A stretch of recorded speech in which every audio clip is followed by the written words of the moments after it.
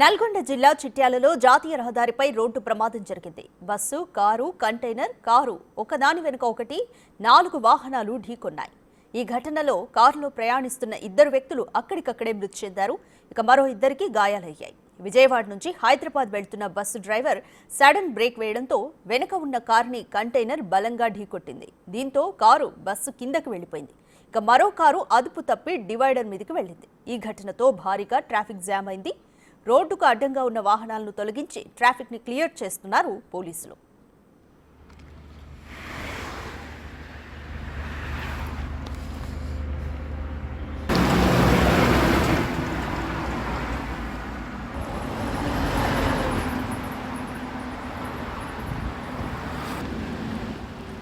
More details మా ప్రతినిధి రమేష్ అందిస్తారు. రమేష్, ఈరోజు చిట్యాలలో జరిగిన యాక్సిడెంట్లో 4 వాహనాలు ఒకదానికొకటి ఢీకొన్నాయి. గాయపడిన వారి పరిస్థితి ఏ విధంగా ఉంది?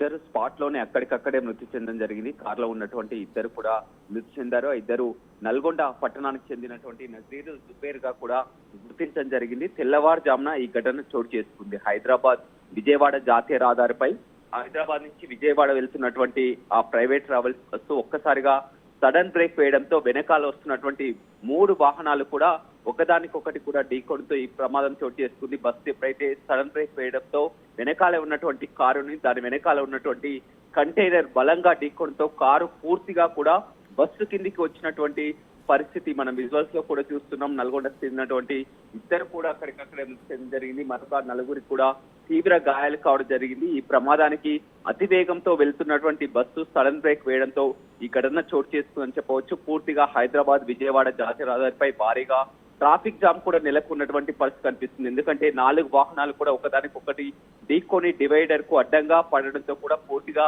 ట్రాఫిక్ జామ్ తెలిసింది. పోలీసులు అక్కడికి చేరుకొని కూడా మొత్తం ట్రాఫిక్ ను క్లియర్ చేయడం జరిగింది. క్షతగాత్రాన్ని కూడా అక్కడ దగ్గరలోని ఆసుపత్రికి తరలించడం జరిగింది.